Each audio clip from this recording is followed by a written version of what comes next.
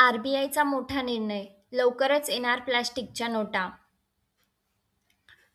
भारतात पारंपरिक कागदी नोटांऐवजी प्लास्टिक पॉलिमर नोटा चलनात आणण्याची शक्यता व्यक्त केली जात आहे.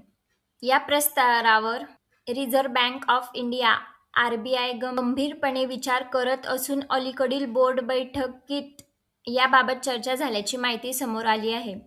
कागदी नोटांच्या छापाईचा वाढता खर्च, त्या लवकर खराब होणे आणि वारंवार बदलण्याची गरज यामुळे प्लास्टिक नोटांचा पर्याय विचाराधीन आहे. प्लास्टिक नोटा अधिक टिकाऊ, जलरोधक आणि दीर्घकाळ वापरता येणाऱ्या असल्याने त्याचा देखभाल खर्चही कमी होऊ शकतो.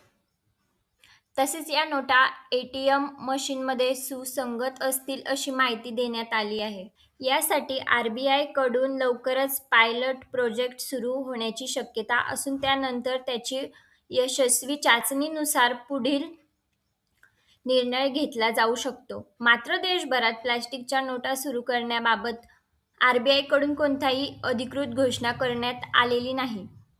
व्हिडिओ आवडल्यास लाईक, शेअर आणि फॉलो करायला विसरू नका. धन्यवाद.